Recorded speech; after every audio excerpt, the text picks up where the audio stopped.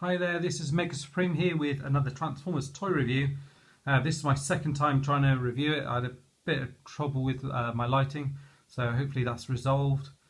What I'm doing is reviewing this figure from Beast Wars. This is Nightglider from the Beast Wars Transmetal 2 series.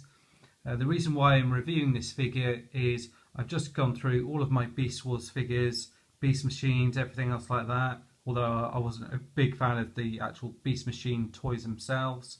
I preferred the actual cartoon to the toys. What I've done is I've gone through, sorted them all out, bagged them up, put them with their weapons, text vet, missiles, all that type of stuff. So I now know where all of them are and I can just pick one out and review it nice and easy. What I can do is in the run up to Christmas, instead of doing like an advent calendar, what I'm going to do is do a review each day, and I'm going to review one of these Beast Wars basic figures each day because they're nice and quick and easy to review. Now this one is Nightglider. The reason I picked him up is really just the colours more than anything. He's nice and bright, orange, blue, and you've got the grey in there as well. What's different about these figures is they've got these kind of sparks in them. You can see in the middle there, rather than the rub signs, they've got these little gems in them which have got the symbol either maximal or predicon at the back there. So that really stands out. Give you a quick look at the head sculpt if it will allow me to focus that in. There you go. So you can see some of the detail on him, and then you get a better look then at the maximal crystal at the front there. But what I really like about these guys is they're nice and easy to transform, and they're superposable as well.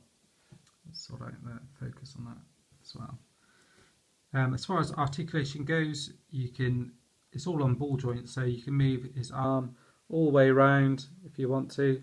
This is on a ball joint here on the elbow, so you can swivel that around here as well. Legs again on a ball joint, and so is the knee, and you see you can swivel that all the way around.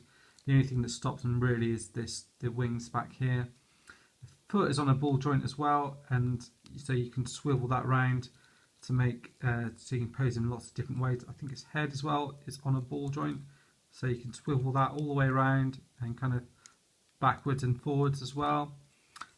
He's got these little claw bits here which are from his beast mode, which you could kind of pose like that as well with him.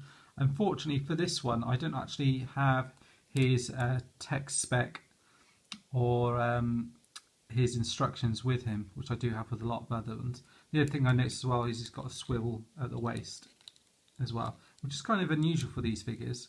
He does come with a weapon as well, which is really cool. He comes with this little sword which you pull out from out the back here, so you've got storage for it, and he just holds that in his hand like that. Very cool.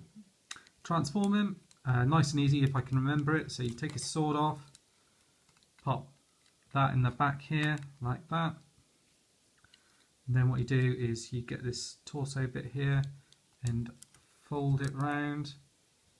Pull this bit out here, and then you can see this bit's starting to take shape. I think what you do here is you also probably what you want to do is you want to actually pull his arms out before you start to fold that round. And then what you can do is when you fold it back round, the arms will then slot into here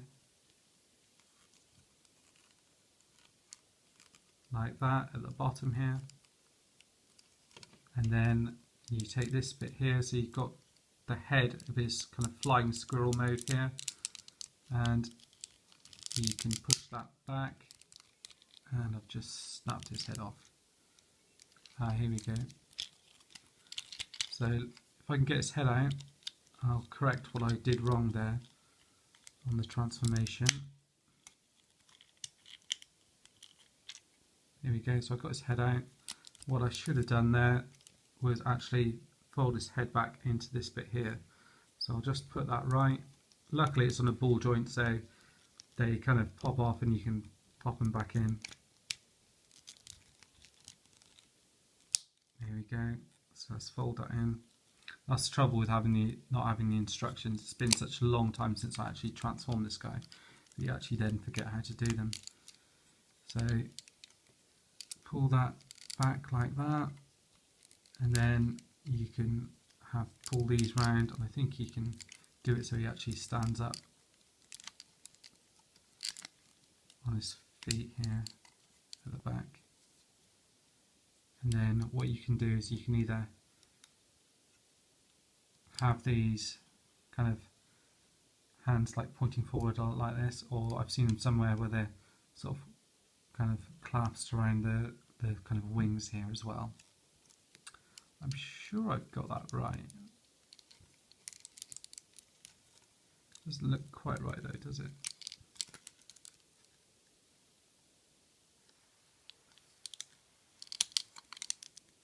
Yeah.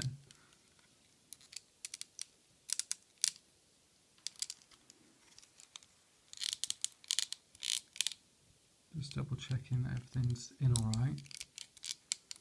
Yeah, I think that's it as far as I can tell. What you probably want to do is do it like that.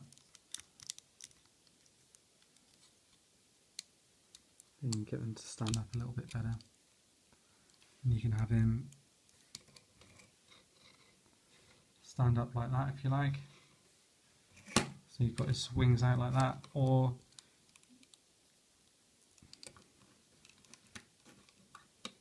if you want him, I don't know if you can actually stand him up,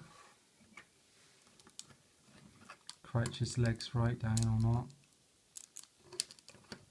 There you go, you can kind of crouch his legs right all the way down and kind of stand him up like that there.